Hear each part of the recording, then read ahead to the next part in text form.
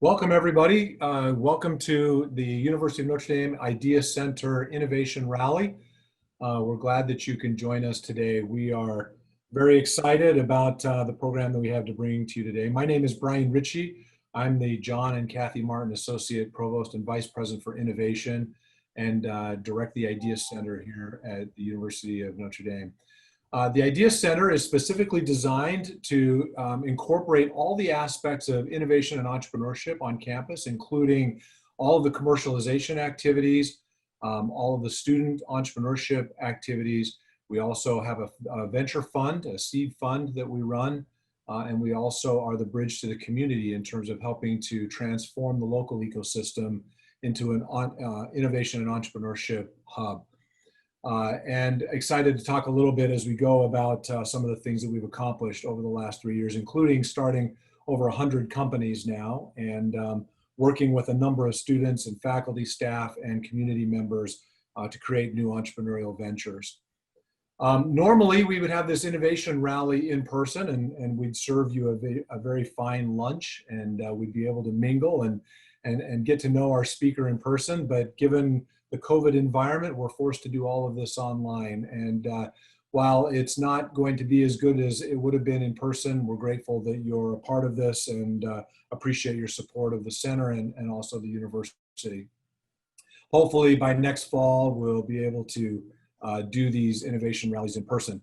I will say though, that even though we haven't been able to do them in person, they've still had the same impact as they've had before. Most of you know that every time we have an innovation rally, and the team plays at home, we're undefeated. So we're taking all the credit for that. We think that's totally on us that's happening. So if we don't have a good turnout or showing tomorrow, we'll blame all of you. So you got to send us your good juju here as we get ready for the game tomorrow with Louisville. So let me set some ground rules here really quickly. Because it's a webinar, neither we as the speakers nor the other attendees can hear or see you. So if you have a question for us, please use the Q&A feature within the Zoom app rather than sending a chat. I'll just tell you the way this is structured. If you send a chat, only a small proportion of the people on the webinar will see it. So please use the Q&A feature. We'll spend time in the last half of the webinar answering the questions that you send to us. Now it's my great privilege to introduce David Hall, who is going to be our speaker today and who we'll do a little interviewing with. David Hall is the managing partner at Revolution's Rise of the Rest Seed Fund, and he's responsible for investment, sourcing, execution, and oversight of the fund's portfolio companies. He began his career with Revolution in 2006, serving as an investment professional across the firm, including as an investor with Revolution Growth and Revolution Ventures. David has worked closely with and served as a board director and observer for a number of Revolution's portfolio companies, including Revolution Money, which was acquired by American Express, Booker, which was acquired by MindBody, Bench Prep, Free Waves, Foxtrot, and Understory. Prior to Revolution, David was an executive with the Washington Post Company as director of planning and development, and in that capacity, he managed corporate M&A and investments and launched new print and digital publications. Earlier in his career, David held positions at Egamai Technologies, Inc. and was financial analyst at Morgan Stanley and Company. He received his BA in economics from Morehouse College, and he received a master's in business administration from the Harvard Business School. So David, welcome. We're glad you're here. Thanks for joining us. Thank you, Brian. It's a pleasure to be here with you guys. It's a pleasure to be here. I hope it's part of the continuing superstitious success of the football team. So I'm hopeful I'll sprinkle as much VC juju as I can to help make this a successful conversation for tomorrow's game. We totally believe in you, David. We wouldn't have invited you if we didn't believe in you. So no, that's fantastic. I appreciate that effort. We've been very successful so far. And let me start by just asking you to kind of tell us a little bit about yourself. Give us a little bit of a view into who David Hall is and how you got where you are and some of the life choices you made and how that's impacted your career. Yeah, sure. I recognize the importance of the foundation because it really does help tell a little bit of the story, at least my story. I am originally from Baton Rouge, Louisiana, and grew up there and and had a great public school, mostly public school education, left Baton Rouge to go attend Morehouse College, which I was told up until I got married was the best decision of my life. Now that I'm married, it's the second best decision of my life. Because it really did teach me, when I was growing up, I was really active in student government and politics, and my fantasy was to come back and wear a seersucker suit on the floor of the Louisiana State Senate as a senator.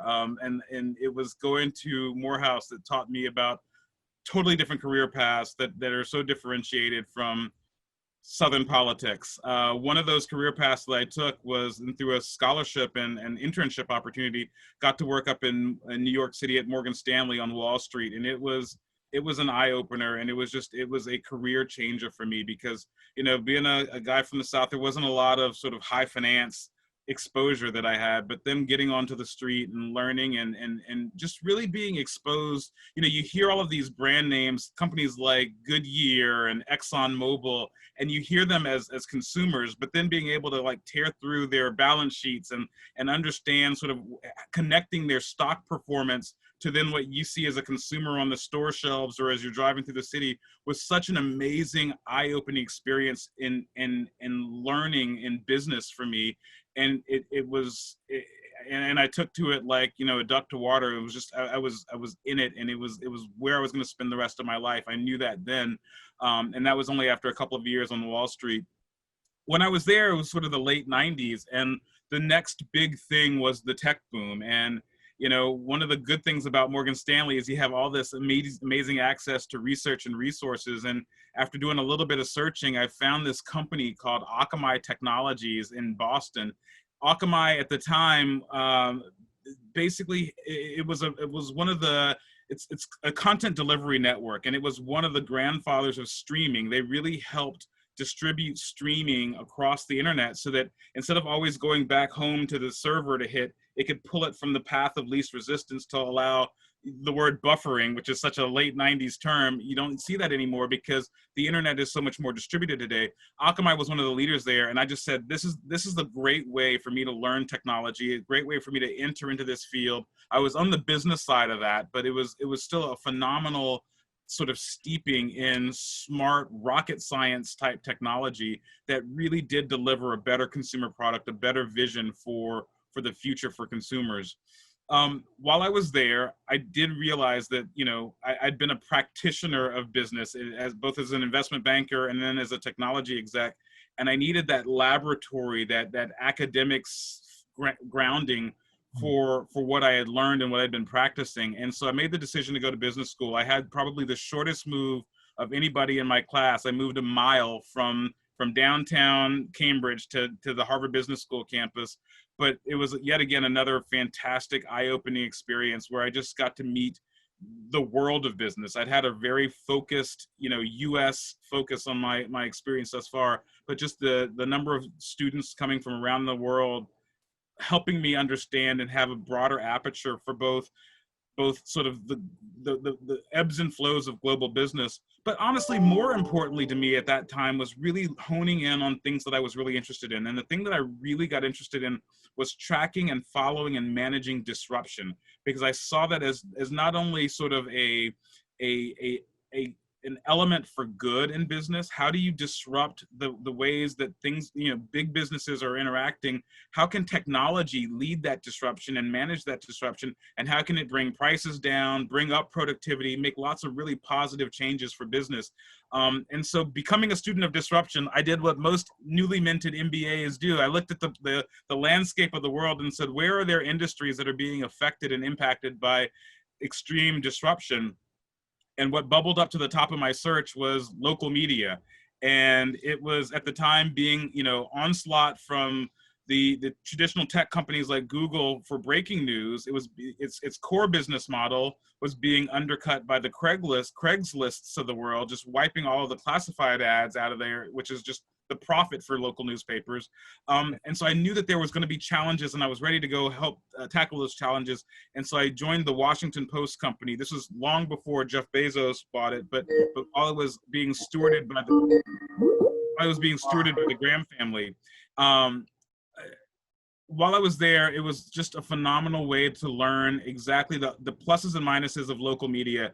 It matters. It's important having people, as much as it's as important as it is to have the coverage of the federal elections and things like that, knowing who's on the school board and knowing who's on the county commission, those are where a lot of the decisions are made. And it was really important to see how that business model evolves, but how that journalistic integrity, particularly at the local level, is so critical. I was reading one day in the paper, the benefit of working at the company like the Washington Post company is you can sit with your feet on the desk and read the newspaper every day and nobody fires you because you're kind of, it's called product discovery. And I read about a place called Revolution that Steve Case, the co-founder of AOL, was starting after he was departing his time at AOL Time Warner. And I knew it. I just, like, when you read an article, there are a few articles that you read that are just transformative in your life. And I knew I had to find a way to get there. And so through a couple of elements of stalking matched with a little bit of serendipity, I was able to find my way to Revolution, almost 15 years ago. And that's all she wrote. Revolution at the time was Steve's family office, but we were launching businesses that were businesses like Zipcar, which in a pre-Uber era seems really like kind of old school. But at the time, if you recall, everybody bought cars or leased cars. Nobody ever thought about sharing a car. And it's great to see how technology, like the technologies that were brought on with Zipcar, unlocked this psychograph around, well, wait, we can all share a car as opposed to driving it for an hour a day and leaving it parked somewhere for 23 hours a day. Why don't we share access to this car and get greater utilization out of it? And out of that disruption of the typical car ownership model, you can see businesses like Uber start to spring up. We did that together with Steve for a couple of different businesses, and then I'll let you get another question in here, Brian. But we started with Revolution, and then we raised a couple of institutional funds: Revolution Growth, Revolution Ventures, and then most recently we started our Rise of the Rest effort, which I'm sure we'll talk a little bit more about. But it's been a phenomenal ride, and I am so blessed and so privileged to have had the ride that I've had, and have had massive support from my folks, my parents, my family, all the way through great mentors like Steve Case, who've helped really guide me the right way along the way. Oh, what a great story, David. I love the twists and turns in there. Sometimes people will ask you, how did you plan your career? And you can see that that's almost impossible. Mine's the same way. It's you kind of take the opportunities as they come, and as you recognize them and you pivot and shift, and great things happen. I'm super interested. And by the way, I apologize about the interruption. One bad thing about the cruise, I can never control who might be dialing in, right? So sorry.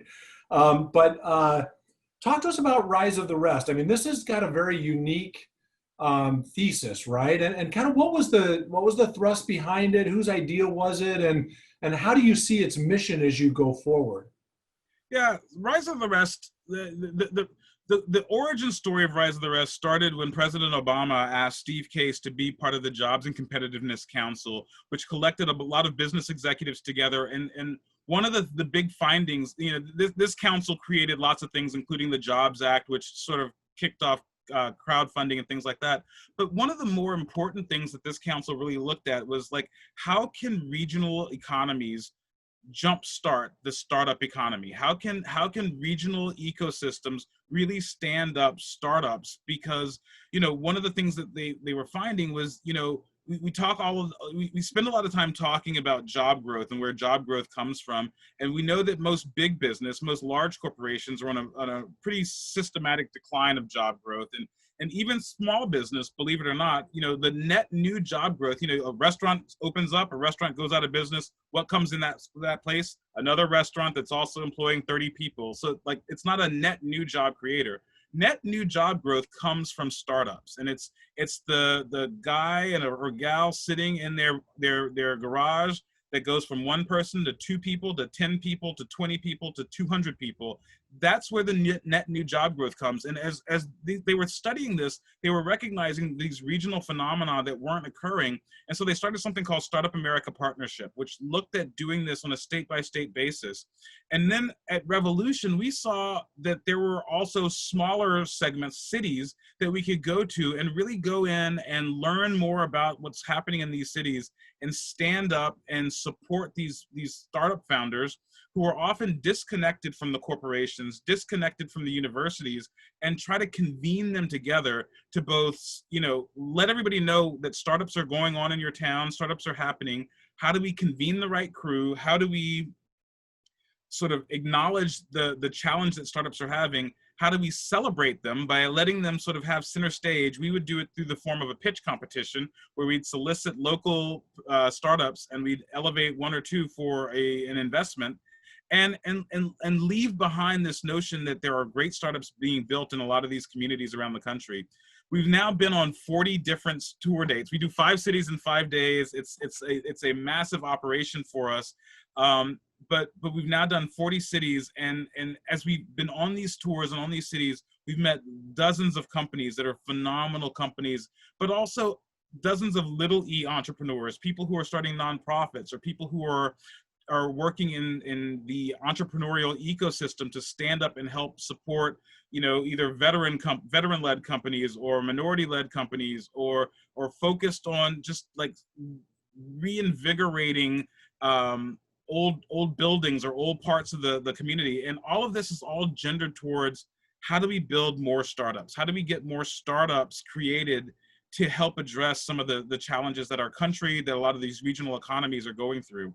And that was the genesis behind Rise of the Rest. The fund started as we were going to these communities. The most consistent thing that we would hear is, we don't have the capital, we don't have the connectivity to San Francisco. And the light bulb kind of went off for us, and we said, then let's gather the resources, let's gather the fund that can come in with a national presence, be a very locally focused fund that really understands the challenges of raising capital in a South Bend or a Nashville or Phoenix, and try to elevate these founders to the same level of acclaim that if you were in Gramercy Park in New York or south of Market in San Francisco, so that they can play on a relatively somewhat leveled playing field.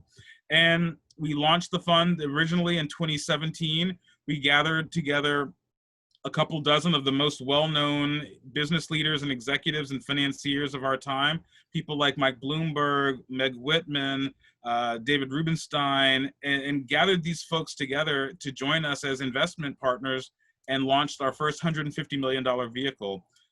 We subsequently in 2019 raised our second fund, same size, for mostly the same folks, and we're sort of out to the paces. We've got 150 portfolio companies. We're invested everywhere besides San Francisco, New York, and Boston.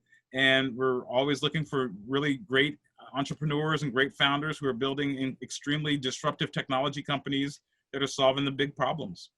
That's a great story. As I'm listening to you tell this story, the question I keep asking is, why didn't anybody else see this? Why did all of these VC firms in San Francisco, Boston, these other places, why didn't they recognize that things could be or would be happening outside of their locale? Or were they just so busy there they didn't have the need to look anyplace else? Well, what do you think? I think it's a mixture. I think that, I think that we have thought of capital as being easily transferable, and it's much less transferable. It was much less transferable 5-6 years ago than it is today, right? Mm. At that point, people had to go to San Francisco. It was very common for founders, and still is, for founders to go spend a week or two. There are a lot of blogs and a lot of interviews where you'll hear people say, go get an Airbnb, rent it out for a month in the Valley and meet everybody you can. That's how you get your first round of capital closed. And we just thought, there's value of being in your hometown. There's value at being in the place where you've chosen to live, and live there and be there. And you can raise money. You can get on planes. You can do Zoom calls. And if you're successful, the money will come to you. Mm-hmm. And so I think the genesis of this was, everybody's got a high-speed internet connection. There's no need to physically have to always get up and move your company to San Francisco. when we can leverage the dispersity of talent across the country and let these companies be built wherever. And that's where we're seeing a lot of acceleration happen, particularly now as a result of COVID, which I'm sure we'll talk about a little bit. Yeah, and are you seeing a rise in the number of startups outside of these areas and in these cities you're going to? Are you seeing the number of startups? You made an earlier point about startups are creating all the new jobs. Are we getting net new startups in all of these areas? I read something the other day that said company formation is up considerably over the last couple of months. And I think that, a lot of those COVID startups, issue, you think? pardon me? Do you think it's a COVID issue primarily? I think it's a COVID reaction. I think that but I do think you're going to start seeing, especially as we've decoupled work and office, I think you're going to start to see a lot more people say, you know what, I can do this for myself, or I can build together and do something similar to what my company does, but more efficiently, or I know exactly the problem that the company has. I can solve it, and I can charge my old company, my old employer, 4 times my salary to solve it. And I think that you're going to start to see, and that's entrepreneurship. That is classic entrepreneurship. How do you go in and solve the big problems more effectively and efficiently than what the incumbents can do? And I think you're going to start to see more of that. And I think, the more that we see, it sounds a little counterfactual, but entrepreneurs thrive in recessions. And so it's because it becomes a great way for you to break out and start companies. It becomes a great way for you to force the risk when some of the security nets and the safety nets that we've got are removed. And so I'm very encouraged by the opportunity to create more startups. And I think the best thing that's happened, though, in the years since the 08-09 recession, is we've now got lots of resources and lots of organizing and lots of infrastructure, even a lot of the things that you guys have done at the Idea Center to help support and nurture startups and startup founders. I mean, 10 years ago, when you would get off the plane in half of these cities and say, I want to start a company, people would tell you to go that way. And I think now you've got a lot of places and a lot of resources where you can go and say, I'm going to go work out of the Idea Center, and I'm going to go meet some people who can help me figure out, should I set up my business as an LLC, or should I, how do I retain my first employee? How do I set up a stock option pool? I think there are easier answers and access to a lot of those big questions that are impediments for people starting businesses. So I think we're at a great opportunity, a great tipping point where a lot of the company formation is going to be a lot easier and a lot more impactful to how people are considering living their lives and earning their keep. Yeah, fantastic. You've obviously written a lot on this topic, and I really appreciate reading what you've written.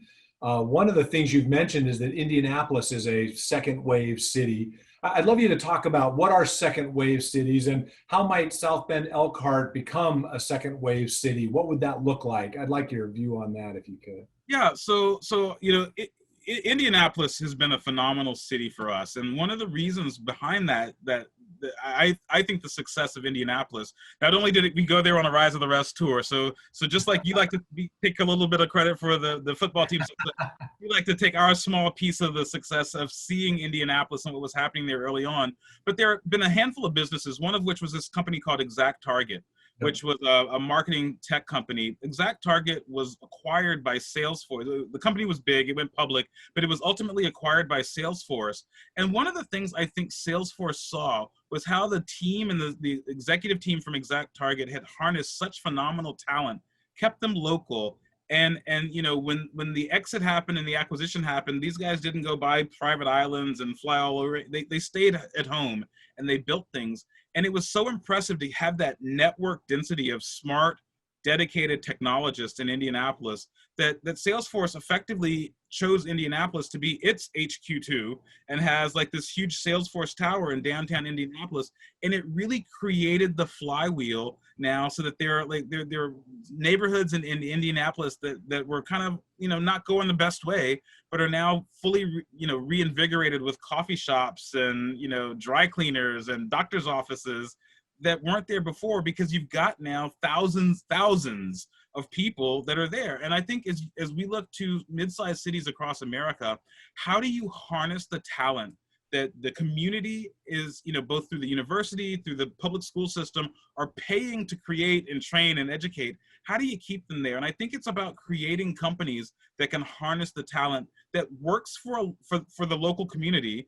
I'm from South Louisiana, really still heavily focused on energy, heavily focused on sustainability, heavily focused on agriculture and aquaculture there. And being able to take some of those industries and company build around that, so that there are going to be some failures, but there'll be some successes, and those successes will continue to be attractive funnels for talent to come back home, because we're seeing a lot of people want to go home, and they want to be home, or they don't want to leave, but they felt, particularly a generation ago, that the only way to find success was to leave.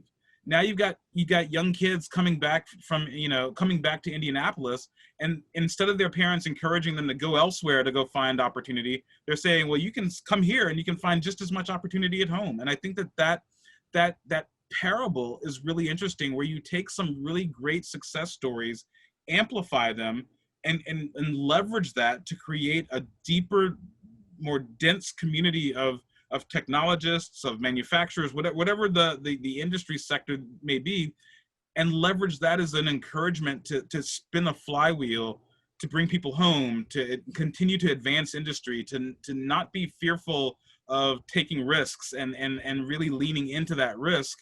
And I think that you'll start to see really great benefits that come as a result of that. I love your idea of a flywheel. We talk a lot about that here too, getting enough critical mass and enough that it creates its own orbit. I know there are a lot of analogies in that, but if you can get it where that gravity draws those in naturally, right? I think that's a really important concept. And, I love the story about Exact Target and how that has spun off all of these other activities.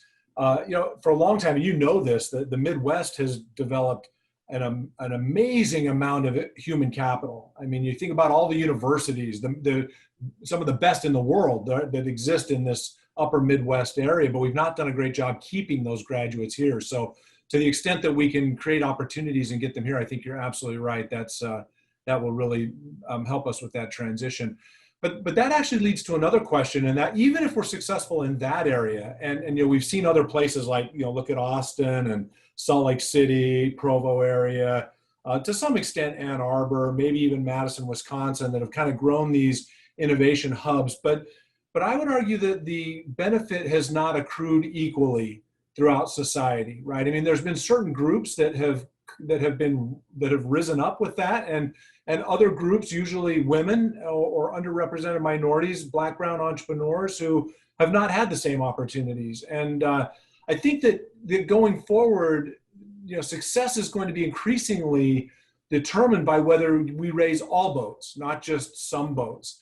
As you've gone around and you've been in all of these cities, you've seen many of these things. What is your take on this? And how can we do a better job of encouraging underrepresented minorities, women to, come forward, be funded, get funded, be successful, and then to your point, spin off and be a venture capitalist themselves, right? And create that generational wealth. Yeah, look, I think, a couple of facts. 90% of venture capital went to men. 99% of venture capital, or 1% of venture capital went to African Americans. Right? There's of all the venture capitalists out there, 2% of us identify as African American.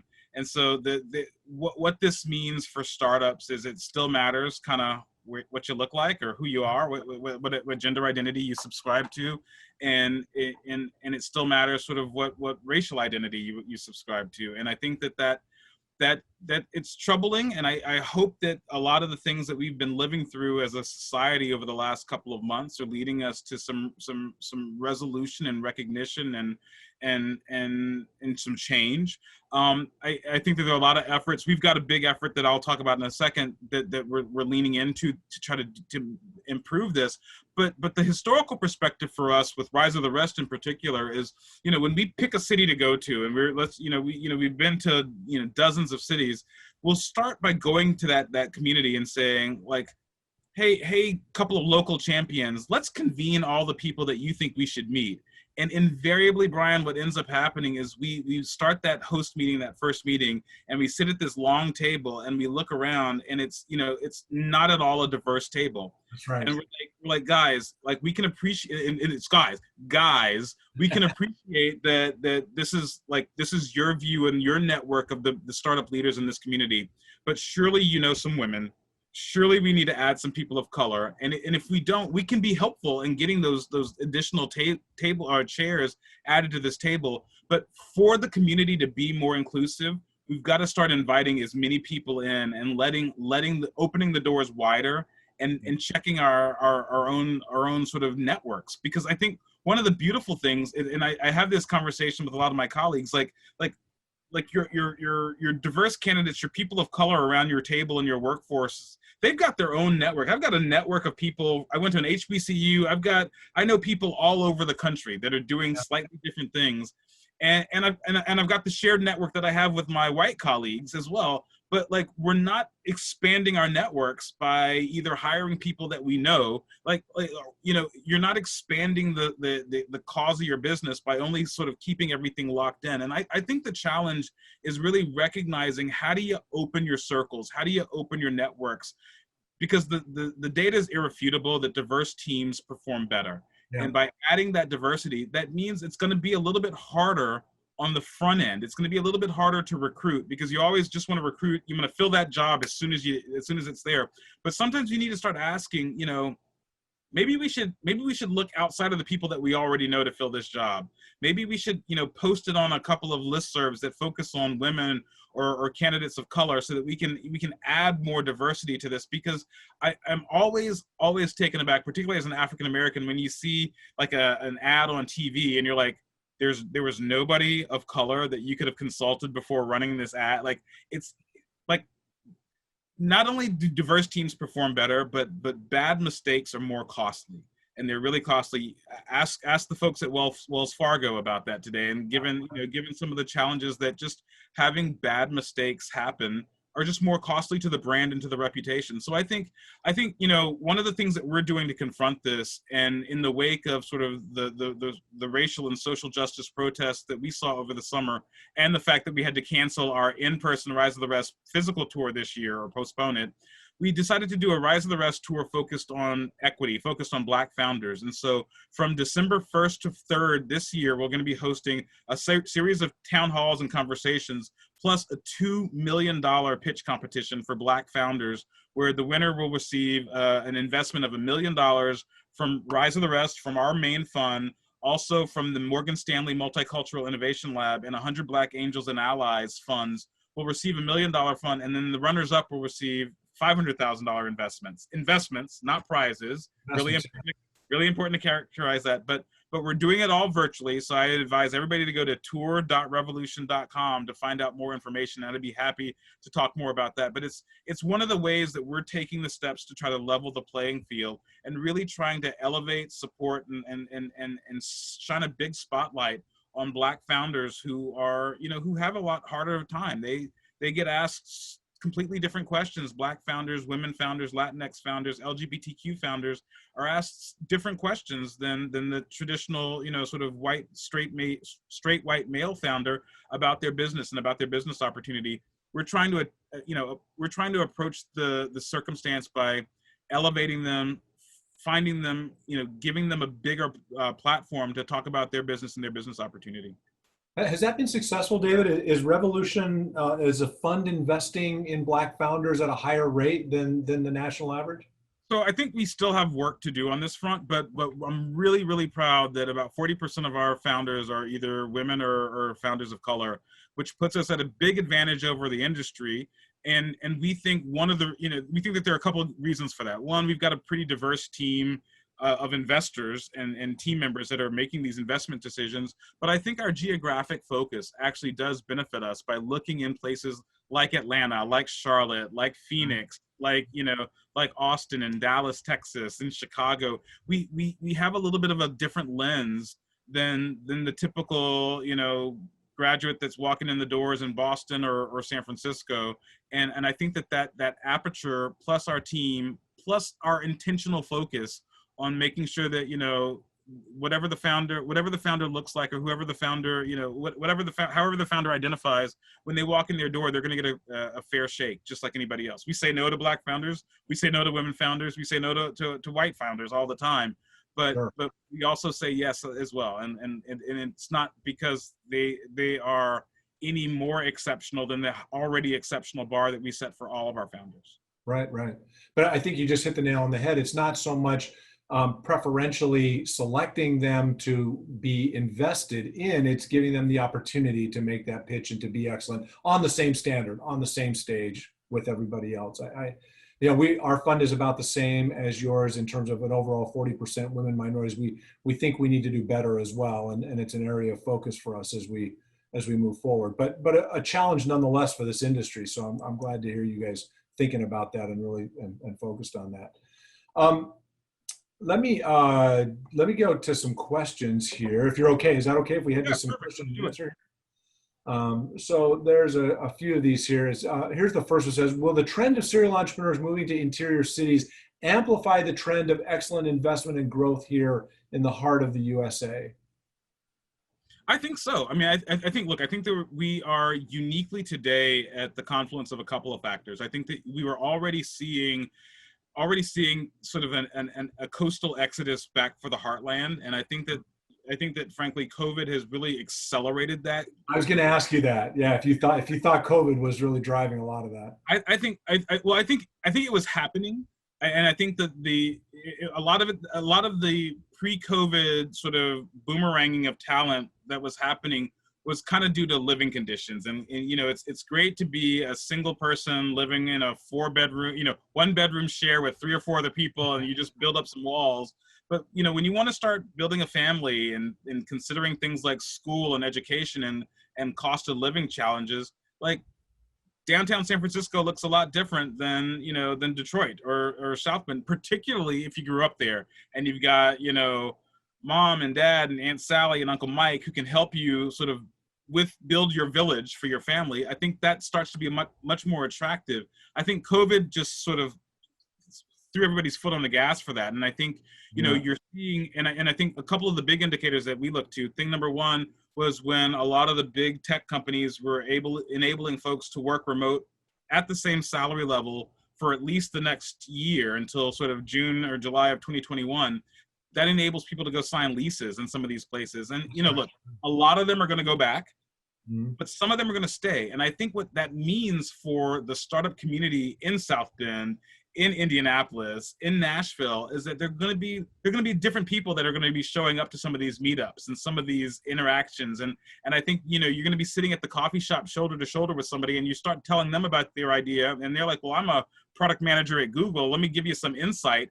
And I think that those connections, which happen really organically today in San Francisco and Boston and other big tech hubs, don't happen as frequently. And I think you're going to see an increase in those organic interactions happening. And I think that ends up leading to company formation, right? Yeah. I think you're sitting shoulder to shoulder with a gal who's programming on her next startup, and you're like, I can help with that.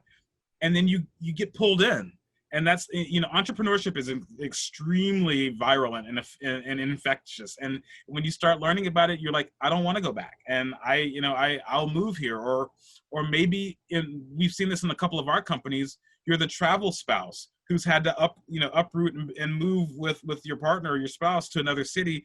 And now you find yourself as a technologist now living in a new city. And what are you going to do? You're going to start a company. And I think we've seen that happen over and over again. But I think to answer the question, COVID is a great accelerator. I think that the boomerang of talent back to hometowns is only going to continue to accelerate. I think there's going to be some backlash post-COVID once there's a vaccine. But I think people are going to wake up and say, wow, I can have a backyard and a family, and it's not going to, and my cost, my standard of living is going to be so much greater in some of these other communities. And I think that that's going to really accelerate a lot of this startup activity in heartland, second tier cities. It's going to be really interesting to see what that looks like as we get a vaccine. I'm with you. I think there's going to be some that stay where they are. They've learned that the quality of life is different. You said a couple of things. You said one thing a couple of times, and it goes to the heart of another question here about the need to build ecosystem, not just funding, right? I mean, it's one thing for you to swoop in, drop in, say, all right, here's $1 million, go do your deal. It's another, as you mentioned, to know, like, where's the watering hole? Where do I go hang out? And where do I get advice? And where are my mentors? And where are my peeps, right? I mean, how do I get connected to others? Talk about the importance of building that ecosystem, and how do we do that? It's becoming widely known as the critical component, right? The support structure of resources. And I think that, we've identified a number of them that really can lean in to help. The first that we always talk to, and it's so relevant, and I'm so glad to be on the call today with you guys to talk about, is universities. It's usually in a city, in a lot of the Rise of the Rest cities that we've been to, it's the largest and most important component of company creation, of startup formation, of building the ecosystem. One, because you've got the physical facilities. You've got the facilities that require, that people need space, right? Ideas can't happen out in the rain. You need space. The second thing you've got consistent inflows of new people. Every year, a bunch of new freshmen get dropped off in South Bend. And to me, the idea of harnessing some of that talent and leveraging that is really important. But you've also got been there, done that expertise. You've got deep domain expertise in almost every vertical that for which there is a disruptive case. Right. And being able to draw from those professors, those faculty members, those practitioners of this, and then sort of commercialize that, which I must commend you guys for being such great leaders at getting beyond tech transfer and really thinking and helping ideas get out of the lab into the market. And I think that a lot of universities struggle with that. You guys have been phenomenal at that, and my hat is tipped to you for for leaning in to help the acceleration of these ideas get into business hands as opposed to stay in academic circles or research circles. That those components just unlock and unleash a lot of innovation that otherwise gets stuck. I think that there's also the other side, right? The other side to me are things like, how do you engage your corporate community to help support the ecosystem?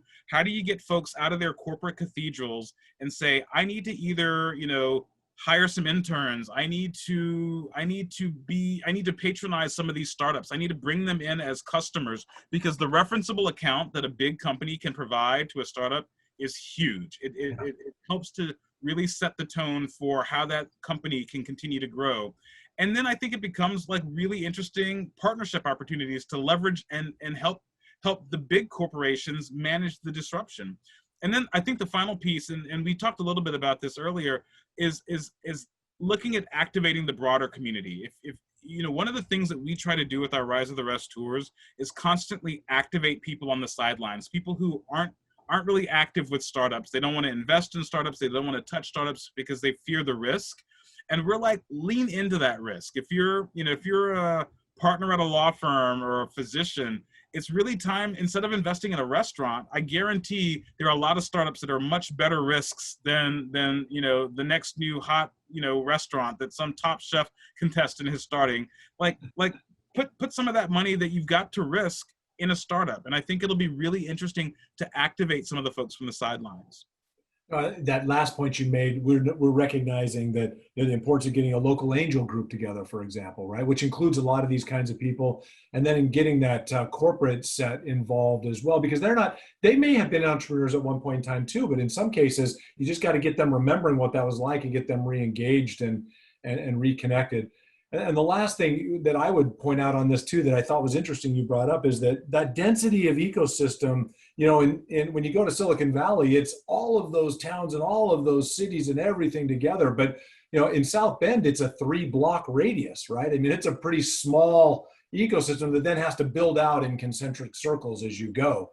So it's work, but it's boots on the ground kind of work that if you can get the people involved, then you get the right results.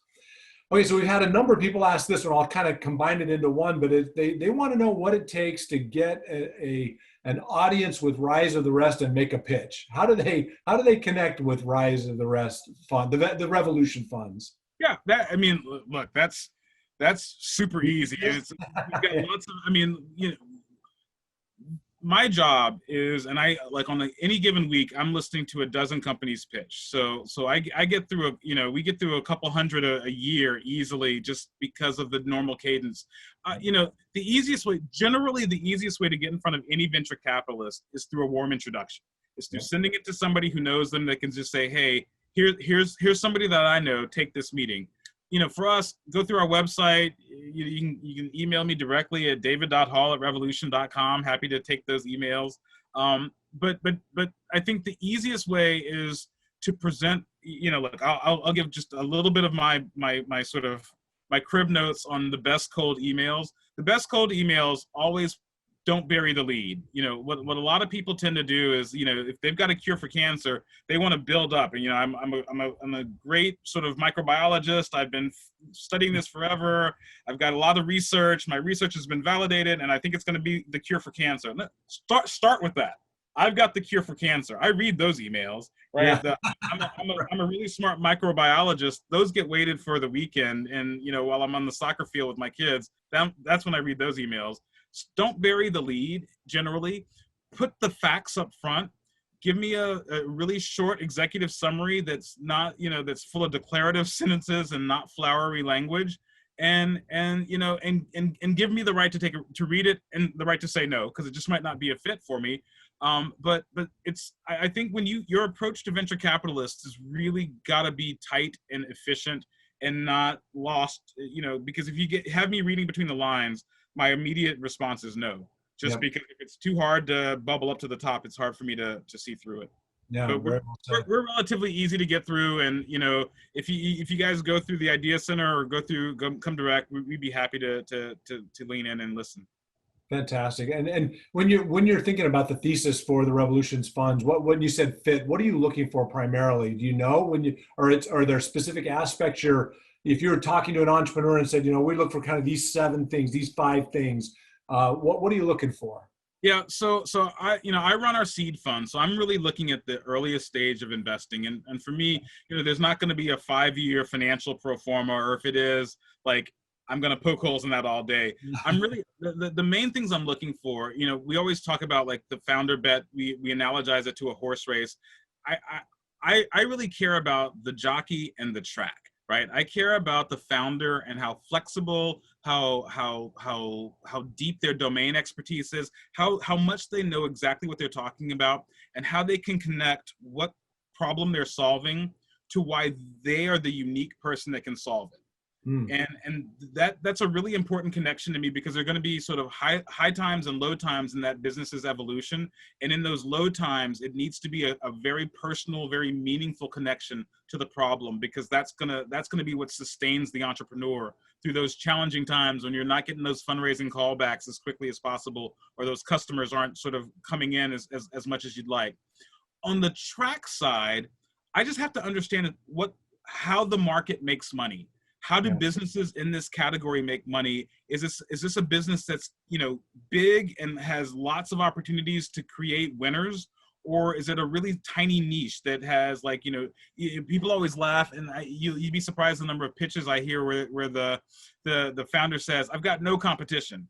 Well, if you've got no competition, I don't want to talk to you. Every Coke needs its Pepsi. Competition means that you're swimming in a rich enough sea full of opportunity. If you've got no competition, it's either too small, or you don't really know your market well enough to know what the other competitive forces are. And then the final thing I look for is sort of how important is this business to the whole scheme of commerce, of business, of the world? Are you solving really big problems that are really important and meaningful? And I think that can be, sure, curing cancer is huge and phenomenal. Helping companies save millions of dollars, while not sort of on the altruistic bent, amazingly important. There's a big market, and it's a really driving force for companies to put up cost savings. And if you can do that more efficiently, more effectively, more automatically, that's worth me looking at. And so there is a substantiveness to the business that we look for, but mostly it's the founder. Who's the founder? What's their background? Why are they able to solve it? How flexible are they going to be in the solution to the problem? That's the biggest thing. Yep. Well, this has been fantastic, David. I'm going to end with one last question. What do you think has changed in this new world of COVID that won't change back when we get a vaccine? Now, I know you talked a little bit about people will stay. You know, we'll get some migration stuff happening. But what else do you see? Where are the opportunities or threats? If you just take a second and just look at it and prophesy a little bit for us. Yeah, I look, I love these questions because there's no way for me to be wrong or That's particular. right. That's right. But I think, I think that we have experienced some things. I think that there are going to be some things that don't return as quickly, and I think that we've got to think through how the paradigm shifts that education has gone through, that healthcare has gone through, that even basic daily consumer services like grocery delivery and food delivery have completely changed in a matter of months in our society. And like the shock to education has been one that, like, education, we're still basically educated the same way that our grandparents were, right? Yeah. And so, like, to see how that has changed everything, I think we're just seeing the beginning of the ripple effects there. But I don't think that we're fully going back. I think that, kids will go back to school, but, in my kids' school, there was this big schism between technology devices and non-devices. Right. And now 100% of education is being conveyed via device. And I think that you're going to see that accelerate and continue. I think that the work from home phenomenon, I think we've opened Pandora's box. And as you, as me, as a lot of people are working from home, I think that there's a belief that this is kind of nice, and it's kind of nice to be home for a couple of days, and I haven't lost too much productivity. In some places, I've actually picked up productivity. I think you're going to see that continue to accelerate, and I think that the ramifications for that are going to be huge for, office real estate, for example, is really going to have to change and be rethought, and temporary space and things like that are going to have to be rethought. But I'm most excited by, and we talked a little bit about this earlier, I'm most excited by what this is going to mean for entrepreneurship. I think that COVID is really going to be a great awakening for entrepreneurs to say, there are now scarce resources that need to be allocated, and that's the best thing for entrepreneurs. And I think those of us who support entrepreneurs, be it in San Francisco, Silicon Valley, or South Bend, are going to have to think about ways and sort of, we're going to have to reinvigorate our relationship with risk in a way that says, I'm going to take a shot on this entrepreneur, or even like I'm going to take a shot on changing my company so that, if 50% of the people want to work remote half of the time, that's okay.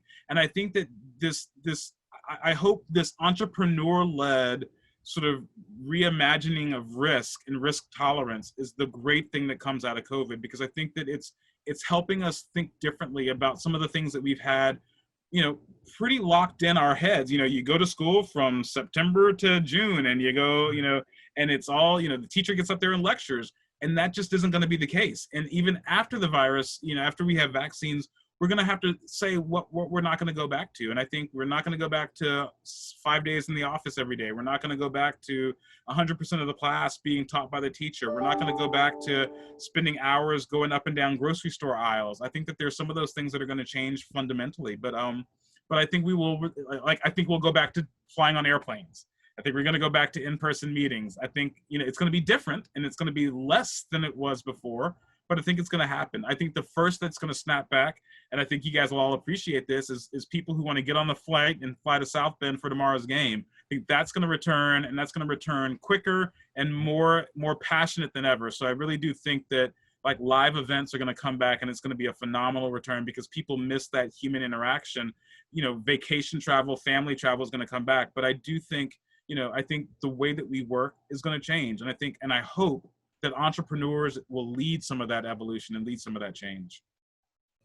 Fantastic. Well, I would say, David, if we were in person, we'd be giving you a standing ovation right now and lots of clapping and cheering. I'm sorry that we're not, but that was just tremendous. And I can't tell you how much we appreciate you taking some time. We know you're extremely busy, and thank you for coming and sharing your wisdom, your insights, and your support of what we're trying to do here in the South Bend Elkhart region and at the University of Notre Dame. I'm hopeful that we'll have a couple of really good things that we can put in front of you here in the future and have you take a look at and co-invest with us as we go forward. Would love to, Brian. And again, thanks to you, to Nick, to the team there, and to your leadership and the leadership of the Idea Center. You guys are fighting the good fight, and I know it's always uphill, but it really is meaningful. And you're changing companies, you're changing lives, you're creating value. So hats off to you guys and the work that you're doing. Thank you so much. And thank you to all of those that have joined us today. Again, send your best juju to the team and keep our streak alive. Hopefully we'll still be undefeated from our innovation rally effects. And again, thank you, David, for all that you have offered us today. And we wish you the very best and look forward to working together. So everybody have a wonderful weekend and hope to see you again soon. Thanks. Bye-bye.